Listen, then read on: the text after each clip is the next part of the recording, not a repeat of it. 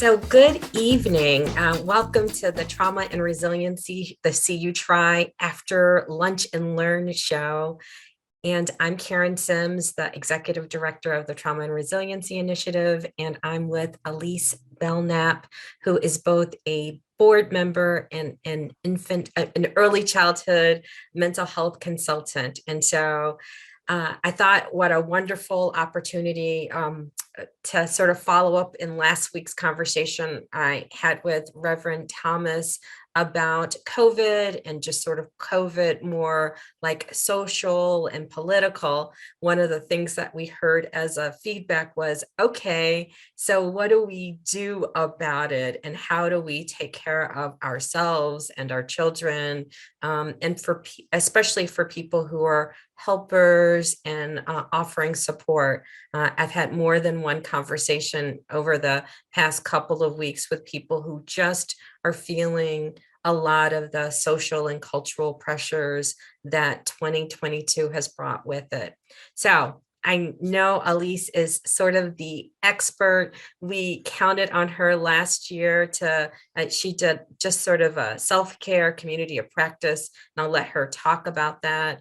And she also does work with Head Start and sort of as someone that I know every time we brought her in for training, people have always found her to be just a great expert. So I'll let her introduce herself and then we'll begin our conversation. Oh, and I need to add the caveat: the views and the opinions of our guests are their own.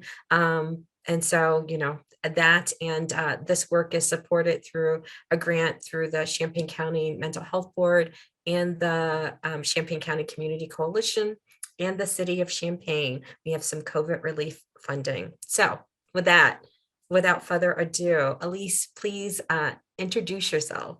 Thank you, Karen. I really appreciate the invitation. I always enjoy being in conversation with you. My name is Elise Belknap. I have been living in this community for the last 7 years. Good evening. Welcome to. Sorry. Oh, you're good. Okay, go. There's like a Facebook delay. Yeah. So I've been living in Champaign-Urbana for the last 7 years. I'm from California originally, and I'm trained as a counselor. I have a master's in elementary school counseling. I have a doctorate in counselor ed, and I've been lucky to work with our local Head Start organization and CU Try for the last 5 or so years. Learning so much as I do the work about over and over again being reminded of how important relationships are to all of our well-being, even in these moments when we can feel a little bit isolated from each other. So I'm excited to come and talk with you more about how we can take care of ourselves and each other. So, well, great. So probably one of the first things that I want to sort of talk about is, what you are aware of in terms of experiencing when we think about stress. I mentioned at the top that I've had more than one conversation with people who said, boy, I'm feeling a little bit of stress. So can you talk about some of the stressors that you think people might be experiencing, particularly like signs and symptoms? So what do you think, what have you seen and heard about regarding sort of 2022 stressors? Yeah. So there's sort of layers here, right? I mean, we are continuing to endure a worldwide communal trauma event here, right? And we all have different privileges and barriers that can change how we experience that. And we all have different kind of resilient factors that can play a role. I'm leaning forward because I have a dog beneath my table who's just pawing at me right now to get my attention.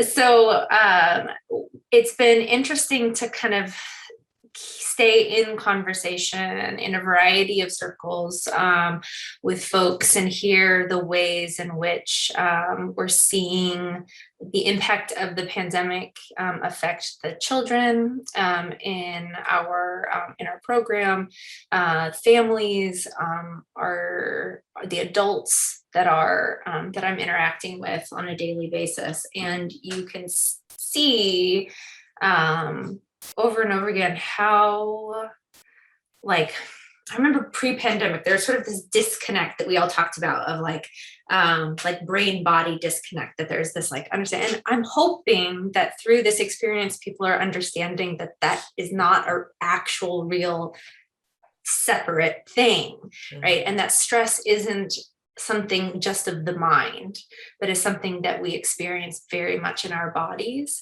And we can access healing through our mind and our bodies, but we can do that in relationship to each other. So I'm noticing, like, in terms of symptoms, like what people are talking about, I see people withdrawing big time. They're exhausted. Social interactions are both desired and exhausting because we're all operating with a smaller bandwidth than we did before. Folks are more irritable than they have been. They are struggling with anxiety, they're struggling with depression, but you see it in the body as well, where I'm hearing a lot of people complain of pain.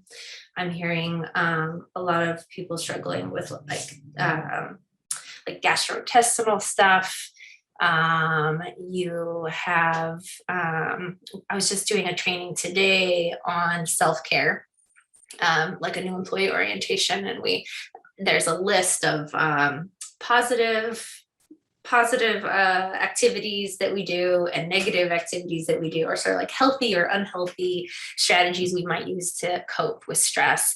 And all of us discussing like how much more we find ourselves on the negative side of those coping strategies 3 years in than we were 3 years ago, just because the duration of this type of stress starts to wear down the effectiveness sometimes of the coping strategies that you lean hard on, and limit your access to some of the ones that you really love. Yeah. So it's been a real challenge. I'm just noticing that that's everybody's, the other thing that I'm noticing a lot of is this sort of like brain fog, hard to make decisions, hard to think through problems, like executive functioning struggle for a lot of like grown-ups that I know. Yeah. So let's unpack all, like Elise, you said a lot. And so I always love to sort of break all of that down. Please. So one of the things that you said that was pretty powerful, because I don't know if we talk a lot about this, but, or this is a reminder for folks, is, stress is not just intellectual exercise. Because a lot of times I think people think it's just cognitive and that you can think your way out of stress. And what we know about stress is it is fully neurobiological. So it is, a variety of different neurotransmitters. It is in your nervous system. It is in your adrenal system. It is your hormonal system. And I think people don't realize, when you think about the signs and symptoms that you talked about, the stomach issues, the muscle tension, the headaches, the grumpiness, that it is not just an adaptive response. It's not just like something that I'm choosing, like my body is sending out hormones. And so I want to just sort of break this down so people who haven't been through the Trauma 101 may not understand that our bodies love to send out, like, stress is not a bad thing in and of itself, right? Like, so our bodies send out like various chemicals to help us sort of gear up for excitement or new adventures, or right. And that stress we call is positive stress. But when we don't, when we're under, our bodies are like, oh, well, we geared you up for a new adventure, but you keep having these new adventures over time. When are you taking a break? It's like, when are we taking a break? So our bodies are pretty sophisticated, and it can't send out like adrenaline and epinephrine and all of those neurotransmitters that prepare you up for new adventures over and over again without it wearing out your heart and your stomach or whatever. So your body's like, well, since you're not going to let up, we're going to send you cortisol, or we're going to reduce your opioid levels, or like we're going to change, because this isn't like a one-time fight. This is a long-term fight. And all of those things that become physical symptoms are a result of this long-term sustainable fight. So if you're out there at home and all of a sudden you're realizing that you can't think well, or can't remember well, or feel more irritable, or not sleeping well, or more susceptible to colds, or maybe there's that chronic illness that just can't get regulated. It is what happens to your body when it's stressed over time. So it is not in your head. It is physiological. And then the last thing that I want to say, because I was doing a workshop for the highway and construction program recently, and we were talking about MUPs, right? So as you mentioned, so MUPs are things that mess you up, right? Oh, cute. And many of us have a variety of adaptive strategies to cope with stress, like we've learned. And but when we don't have access to like new ways of being, it's so tempting to go back to those maladaptive behaviors. And what we mean by that is like, you had like one drink after work and now it's 7 drinks after work, or you used to smoke a little bit and then you gave it up, and then stress didn't let up, and then you're like, I kind of like the smoking because it makes me feel more relaxed, or the grumpiness, or the relationships. And all of those are functional behaviors, right? Because they function to make you feel better, but they're just not adaptive to keep you healthy and well, or in relationship with people. They get in the way of healthy coping and adaptation. So just, you said all of that, and I just wanted to unpack, there's a method to the madness, and part of it is your body. Yeah, absolutely. And I like the MUPs. That's a cute way to say that. And mess you up. We were talking a lot about the sort of the go-tos that create that sort of like short-term feel good, right? Like the smoking cigarettes, or the drinking, or the like getting, even this might not necessarily be kind of an obvious thing, but getting into a fight with somebody because it's just like it's stimulation, right? You get dopamine from it. And so these like short-term kind of dopamine hits then create a temporary feel-good experience, but don't really do much in terms of that long-term wear and tear that you just described, and leave, like, can become addictive, right? And so then very addictive. So then you start like really leaning hard on those, but not because they're actually providing you any kind of like healing or healthy benefit, but because it starts to feel worse when you don't have them. It's a struggle to stay engaged in the type of coping strategies that are actually long-term healthy for you, because they don't always feel good immediately. And that is the worst trick the universe has played on us, I think. Yeah. And unfortunately, I talk about trauma all day long, and about a third, a fourth of the population, depending on how we're doing the math, has experienced some level of complex trauma, right? They've had more than one bad thing that has happened to them over time. And as a survival mechanism, you tend to learn, right, these functional coping strategies. We've learned that, right? And when you are under pressure, it is hard to learn and have support for new ways of being, because the way that we learn those new ways of being is in relationship with people. And those things have, for a lot of people, been disrupted, right? So if I used to be able to sort of test out new ways of being or learn new ways of coping, I've got to have access to those new ways of coping.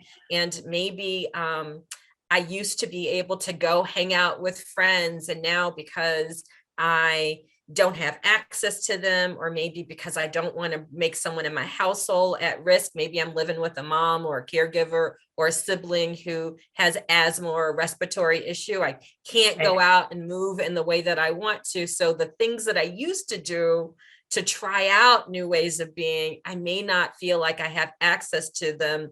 And then you've got that stress brain. So you may not be thinking about all of the depth and breadth about possibility, because your brain is sort of going, right? Like tunnel vision, like, okay, there are no options, there are no possibilities. I can't figure my way out of this. I'm just going to keep doing what. The one thing I could think of is not an option. So I guess I'm doing nothing, kind of a, like that kind of foggy brain experience. Absolutely. Yeah. So we talked about this. I want to make sure we talk about, in some ways we're talking about what adults look like, but what might you see in kiddos? What might we want parents or caregivers or teachers to be thinking about? What might be showing up in children? Well, one of the things that we're starting to notice, and I believe this is happening kind of at a national level, but because of the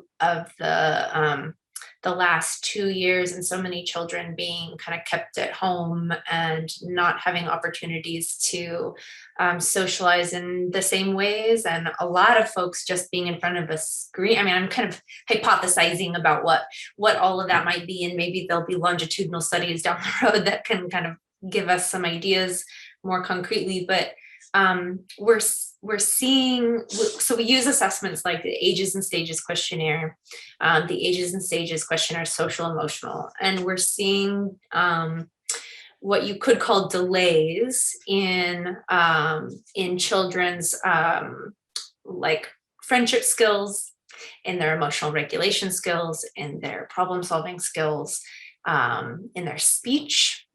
We're seeing delays in speech as well. And I don't like using that word so much, because what I think is really happening is, like, we get good at what we practice, right? And the kids right now are good at what they've practiced so far. And they haven't had the same opportunities that previous generations have had during their like the last 2 years, because of the way the pandemic has interrupted daily life, where you're seeing kids at all ages like about 2 years behind, emotionally and socially, and so you're like, we see it in our classrooms, where our preschool classrooms feel more like toddler classrooms. 6th grade classrooms feel more like 4th grade classrooms. And so you'll, with children, right, like that skill development, this time frame is so important for their skill development, that like, especially if speech and communication is delayed, it's really hard to communicate how you feel. It's really hard to communicate what you need and get those needs met. So you're more likely to see functional behaviors, right?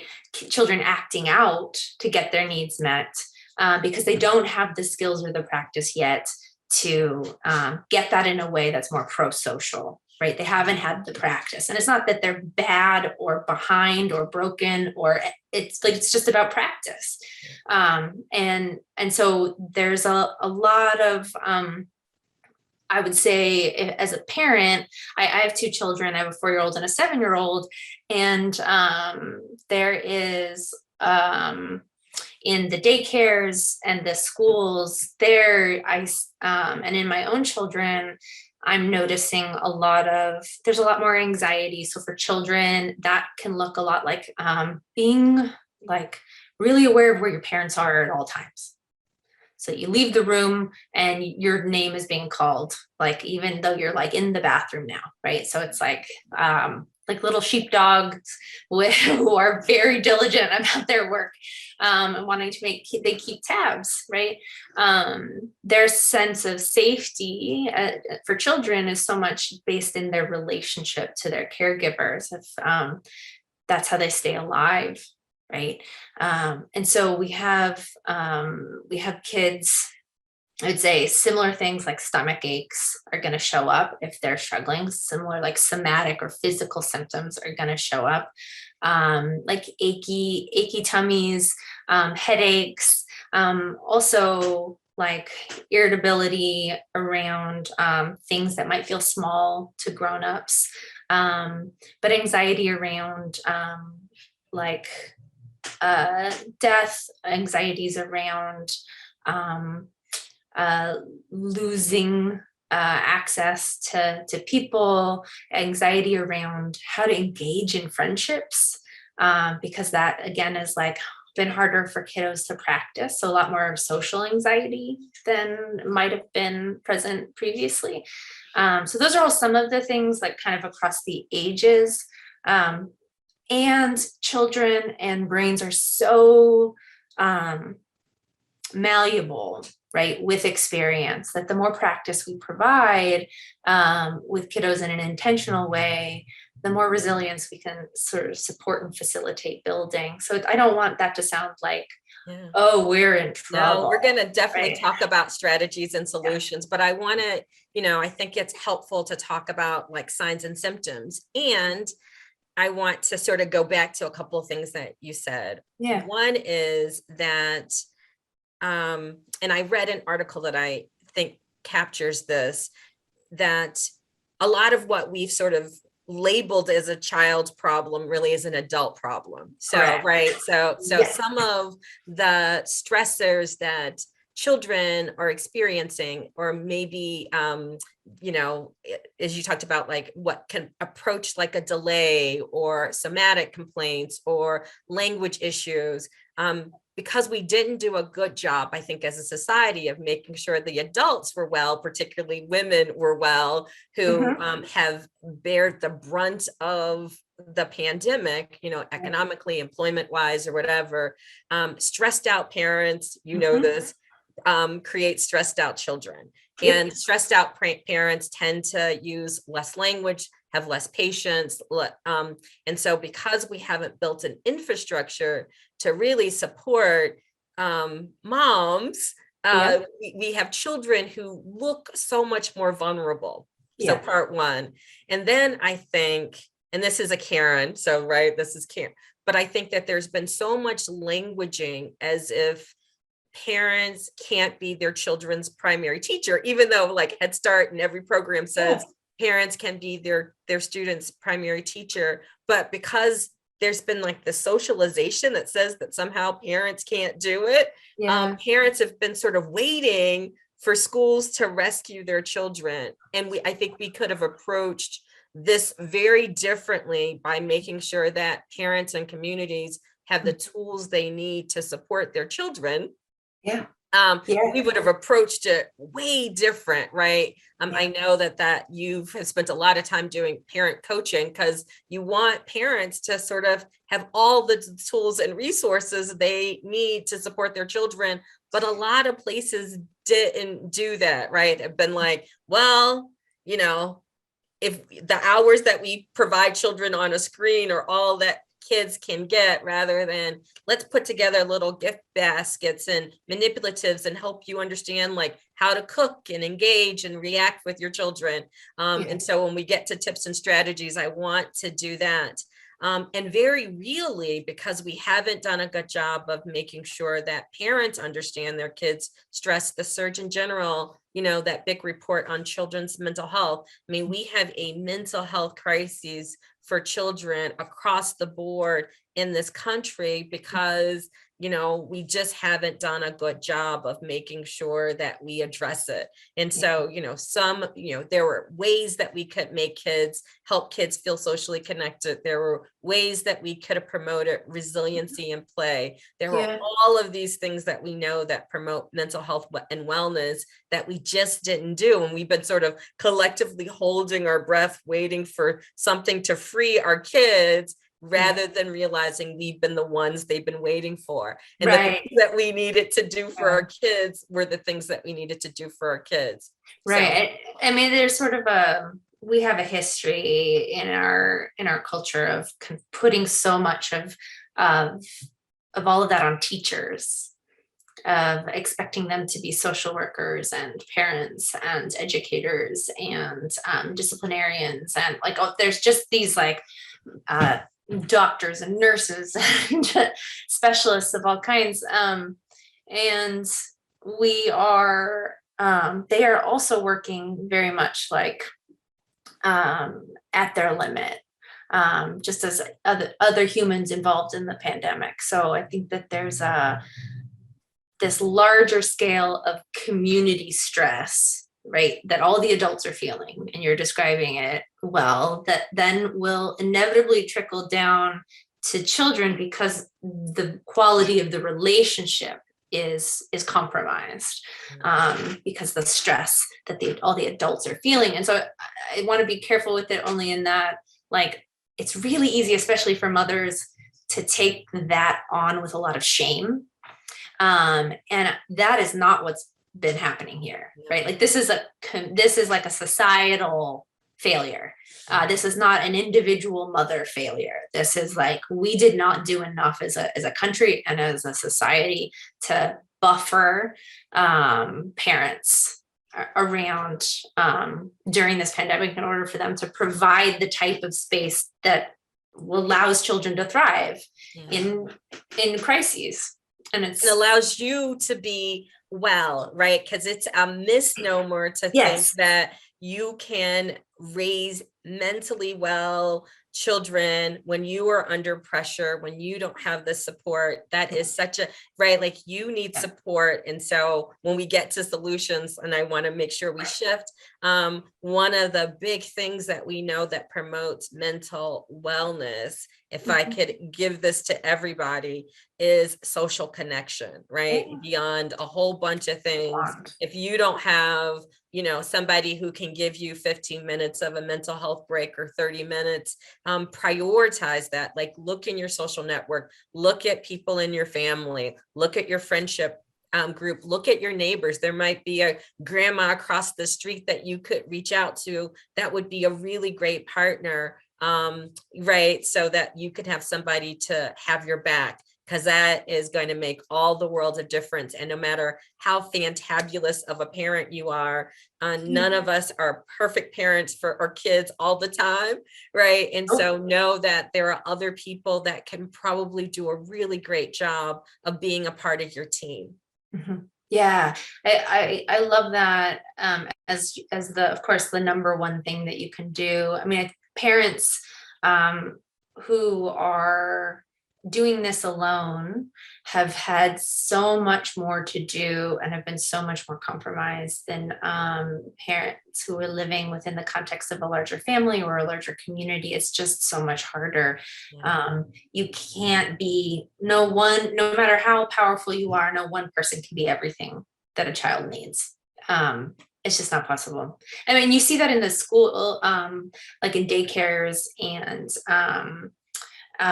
preschools as well, because the teacher to student ratio was insufficient.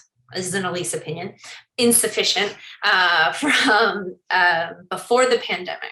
And now we have both adults and students who have experienced this massively stressful event and need connection more than anything else. And the student to teacher ratio is like, I'm about to use some inflammatory language, like feels criminal to me, because there's all of these, like the teachers are so stressed, the children are stressed, everybody is trying to do their best, but like there's not enough.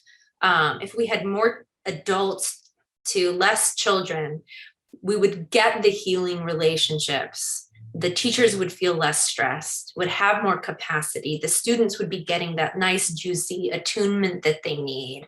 And so we're sort of struggling in that as well. It's something that I wish I had a magic wand for. Yeah. So let's go back to, so we talked a little bit about the problem sort of, and we can definitely unpack it, but hopefully you realize stress causes sort of physical, emotional, social challenges.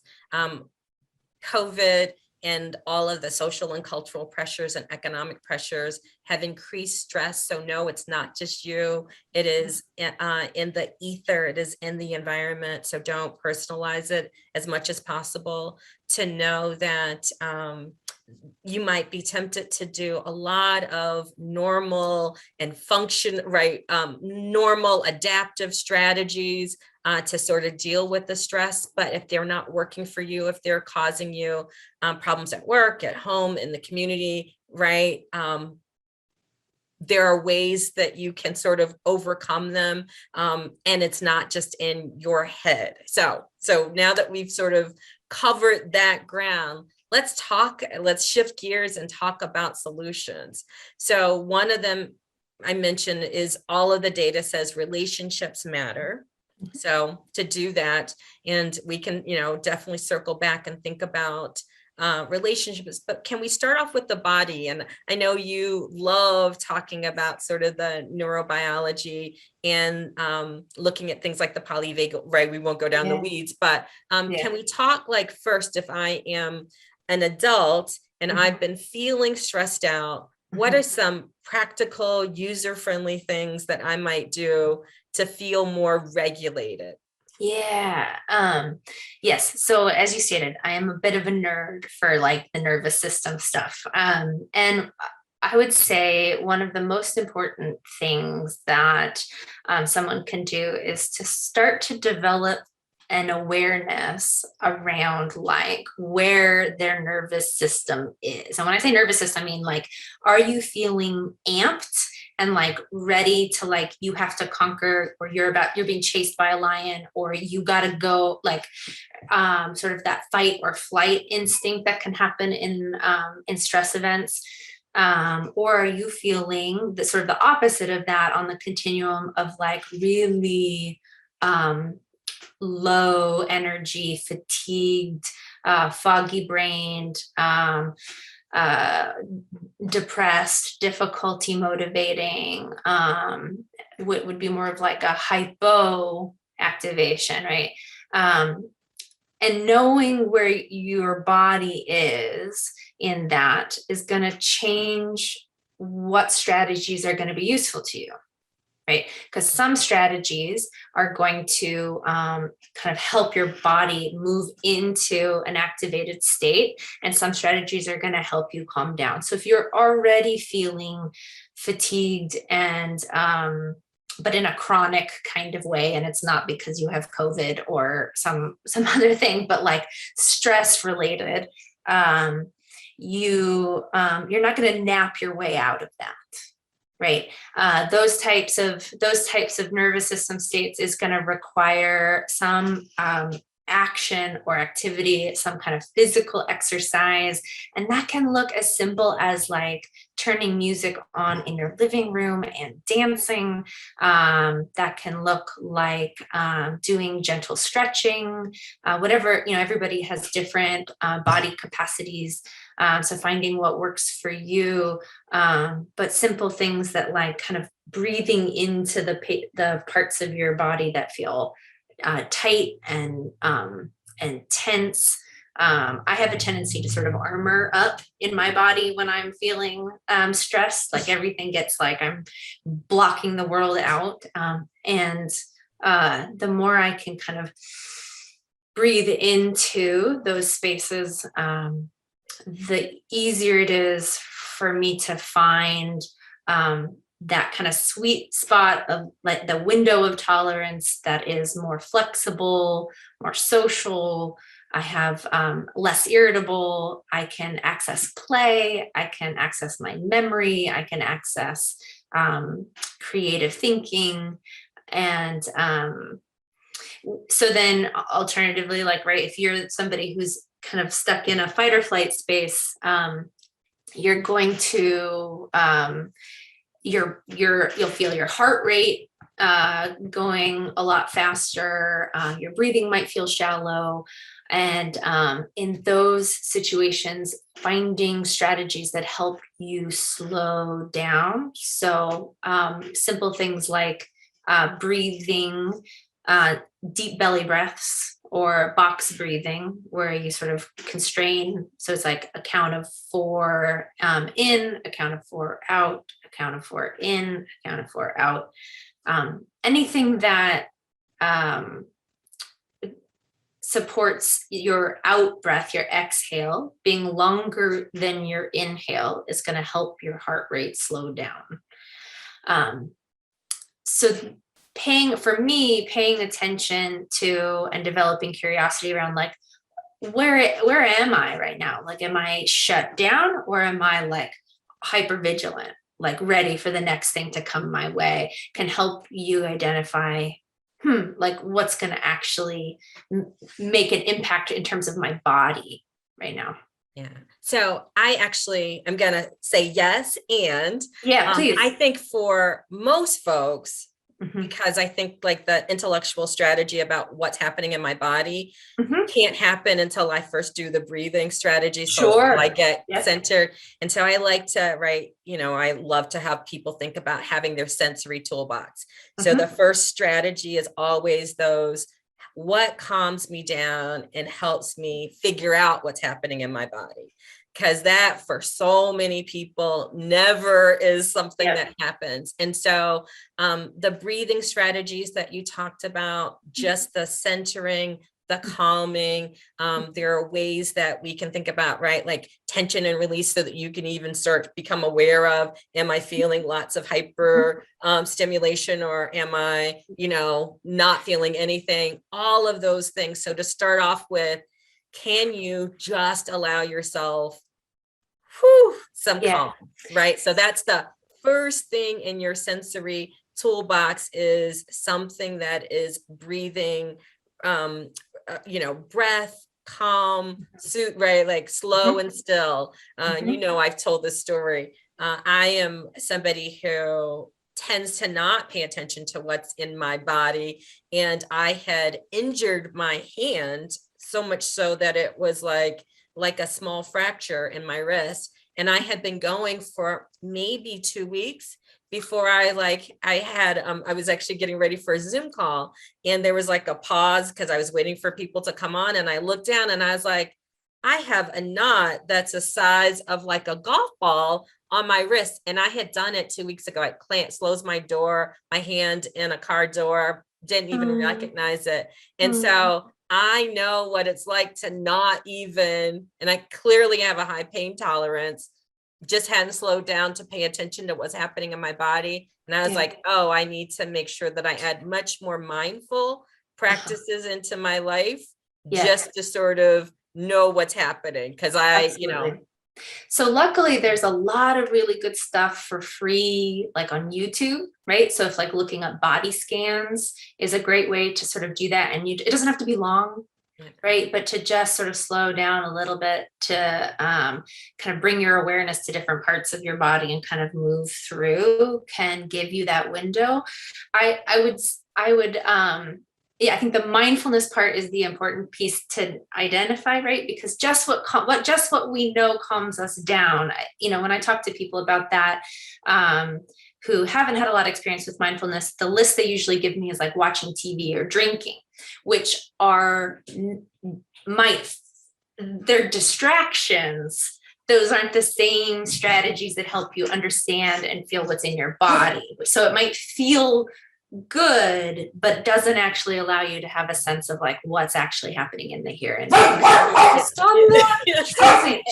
Actually, those are strategies that frequently, when you were thinking about the freeze response, like if I'm spending hours scrolling through my social media or my, or browsing or window shopping, sometimes, right, distraction can look a whole bunch of different ways. Absolutely. But really you're just checking out, you're not checking in, you're not tuning into your relationship. So pay attention. Like if you're finding yourself, God, I spent an hour sort of on social media scrolling and not really tuning in, you might be using that as a part of your freeze response, because some of it, like I can choose to sort of check out, right? But if I'm checking out and not tuning back into people, my life, my work or whatever, that's again, going back to the word, that's a maladaptive,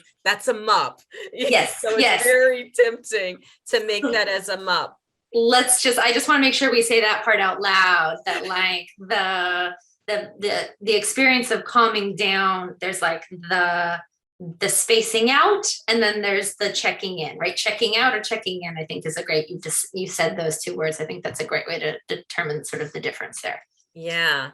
And then the other thing that I know that you hinted at is, and that we know about and we could talk about, is you should also make sure that they're good sensory supports. And that's for you. Oh, and we didn't talk about this, but you can teach your kiddos to have like calm and slow, to pay attention to what's happening to them. Actually, that's what I was hoping we could make sure, like parents, one of the things that we have learned and we know as a best practice is make room to talk about stress with your kiddos. Yes. So don't like go, oh, it's not that bad, or you think it's bad, I had it so much worse. Just instead, we want to give our children language to talk about their feelings as Absolutely. much as possible, and This to is my soapbox. to normalize that, if they don't feel well or they're stressed, that they can, talk about it, make it a dinner conversation, whatever you can do. And we can talk about the difference between rumination, where it turns into worry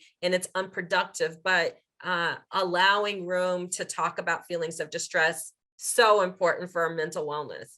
Yeah. And I would say, like, if we're going to sort of, I don't know if this shifts gears in the direction you were hoping to go, but kind of tags along, right? You were talking about like body, kind of checking in, the breathing strategies, those are really essential. But there's also these sort of like the mental emotional strategies of being able to just name, like, and acknowledge your own internal experience, right? About naming your own feeling is really, really powerful. It helps you as a parent, like, create the pause so that you can like then be more present. That's like another way of checking in, and providing that language. You can model it like, oh, I'm feeling frustrated right now, I need to take a break, I'm going to go breathe in the bathroom, and then I can come back and talk to you about why you're not going to eat pudding for dinner, right? Like, but right now I need to breathe. But those are moments as parents that you can take advantage of to say out loud how you're feeling. You can help your kids name their feelings, and you're giving them a skill that will benefit them for the rest of their life. Being that what we call emotional literacy is essential. Difference being, right, that like naming a feeling is different than like creating a narrative, right? Or that rumination piece. So being able to say like, I feel frustrated versus you made me so mad, right? That's the difference between like a healthy adaptation and a maladaptive behavior in terms of like relational piece. And I just wanted to add, right? So in your sensory toolbox, there's the breathing strategies, and we haven't talked about sensory supports, but we'll get there. There are the thinking strategies, and part of the thinking strategies are aligned with labeling your feelings.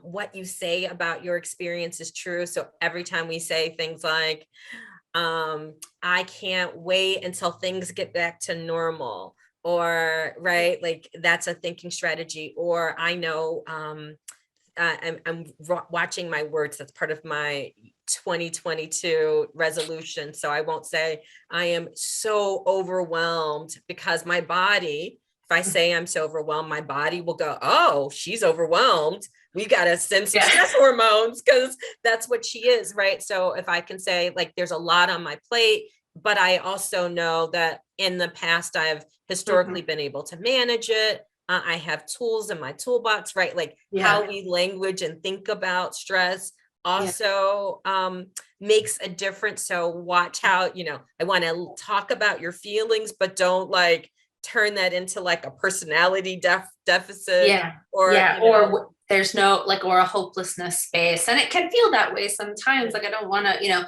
think there's a fine line there too, especially in our parenting culture, around this sort of like toxic positivity, where it's like you can like talk yourself out of your feelings or gaslight yourself, kind of, right? Where and we do that with children all the time, right? Where like a kid falls and we're like, you're fine, get up, you're fine, right? And it's like, they're crying, they're clearly not fine. Yeah. And they may stop crying very soon, but right now they are not fine. And that's okay. And naming it doesn't create the problem, right? Naming it is actually helps them let it go faster. So that's an important piece.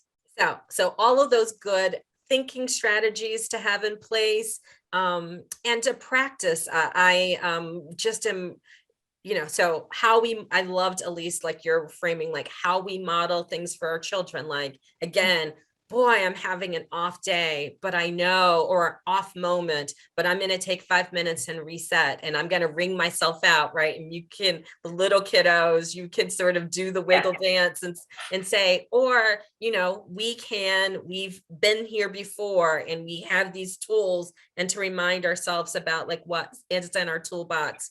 And we can help our kiddos do that, right? Like to narrate, to language, possibility, future, and again, not toxic positivity, but also to really think about cognitive strategies, right? Like, it's been the worst 3 years. Well, if I say that, then that isn't true, it's because being stored. Right.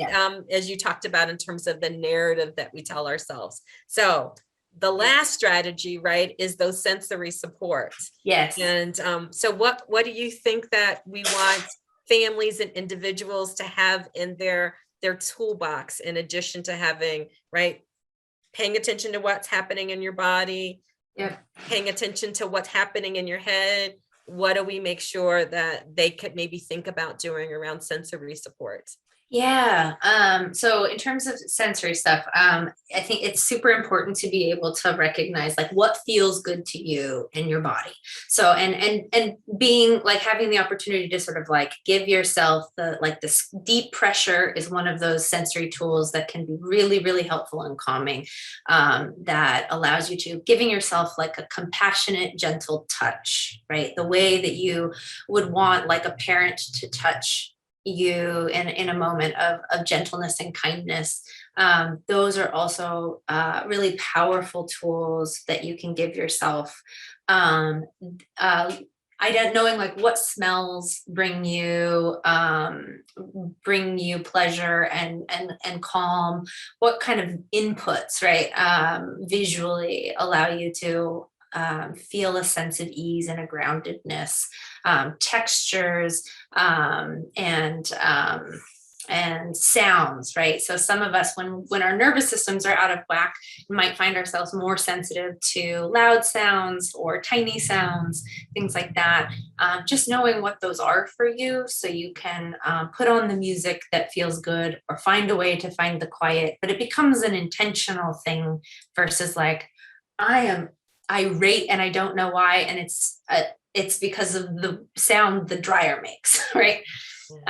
Those types of things can kind of tip you over the edge if you're already living in kind of a stress soup experience.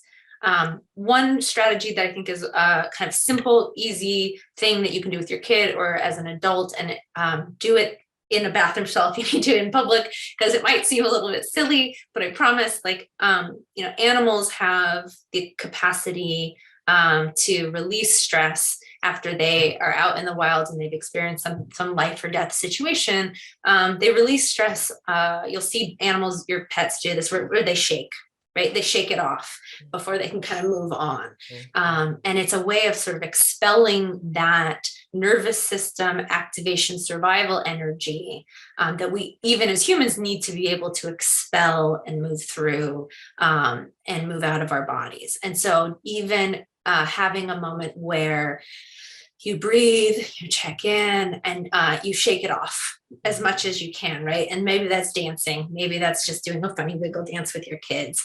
Maybe that's doing that in your bathroom, but it can create a sort of burst of like release of that tension that can be really helpful, regardless of where you're at in your nervous system.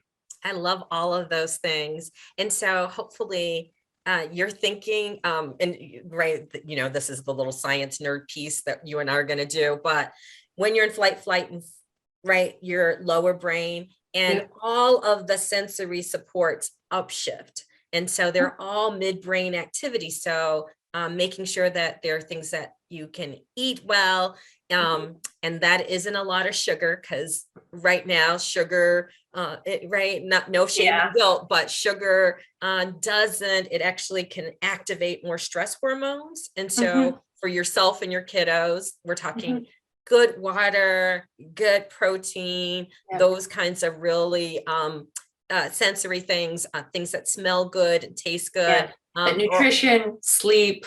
All Yeah. sort of fundamental, but all of those things, like you can't, your body is a really efficient engine, and you can't be in fight, flight, and freeze and have those sensory support. So it upshifts you, and believe it or not, will create more clarity of thought here, and more emotional regulation, and more sense of control. But if you're always back here and you're not in an environment or not doing those things that give you sensory supports, it's really hard to feel like you're on top of things. So if your household, like if your kiddos are like losing it, that could be a good time to take a water, quiet snack break. Or maybe you guys all, like, as at least talked about, like you put on some music and then you do the wiggle dance.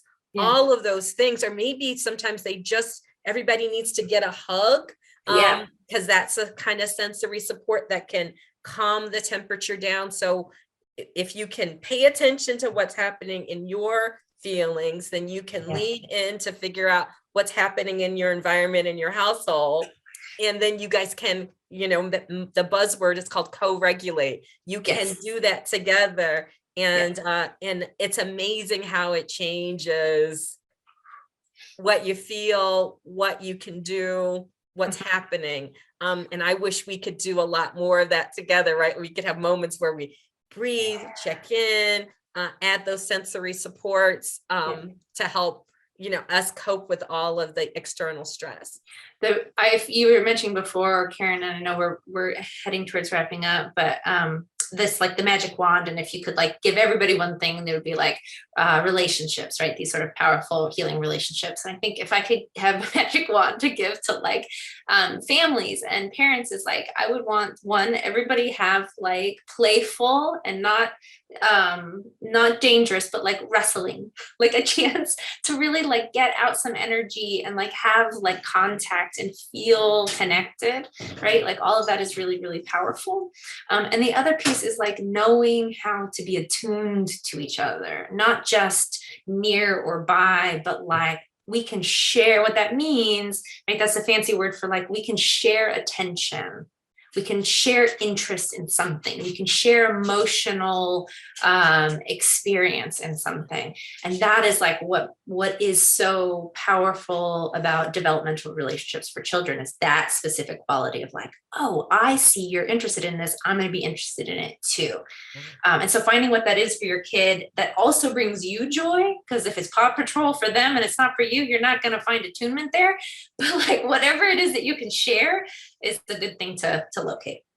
Oh, absolutely. So, and if Paw Patrol isn't your thing, this is, I was talking to a group of people earlier, right? Collaboration is good, because if there's a sibling or a cousin or whatever that might love Paw Patrol and could lean into that, you can then give yourself permission to actually check out, while you trust that someone else has the capacity to be with and connect and engage. I know we're almost done, but I remember when my daughter was little, my daughter was fantasy Disney princess person, and I was a serious, logical, non-play person, right? So I was very, very serious.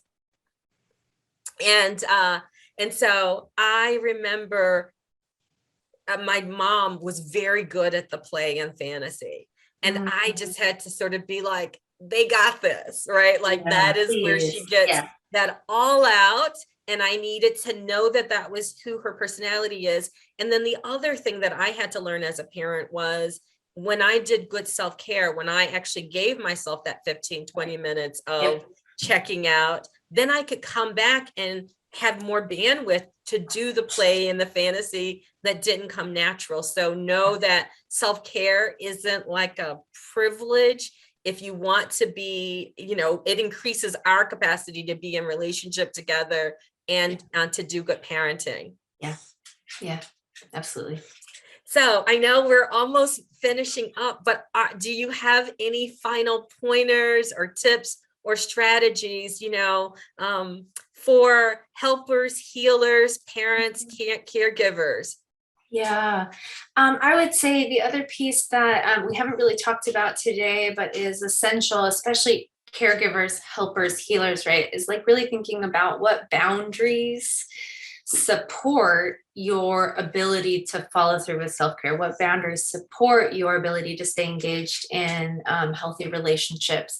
And that is just as important as like the things that make you feel good, but boundaries creating kind of a space of yeah, what am I capable of holding space for, and what is going to drain me dry? Like, what do I have spoons for, and what's gonna like use up all my spoons in the wrong area, kind of a thing.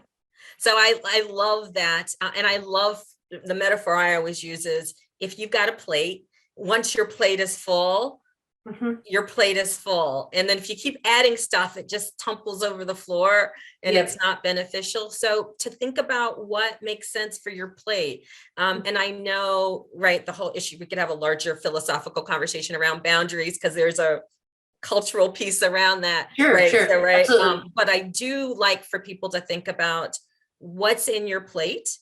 Mhm. What do you have capacity for? What do you prioritize? Because you want to keep the plate like sustainable, and you Yeah. don't want things falling on the floor, and you don't want it so that you don't have benefits from it. And the last thing that I probably want to offer, because we haven't done this, is I think as a society, parents need support, but also there have been so many people in helping professions. And I hope you hear that all the things that we offer for caregivers, we want you to do for you too. Because, sometimes, we really haven't prioritized or taught about teachers or people in child welfare or human services or all of those folks. And we know that you've carried a lot of the weight during the pandemic. People keep asking you for more and more and more. And we see you, and we want you to really take care of yourselves. Yeah. Yeah.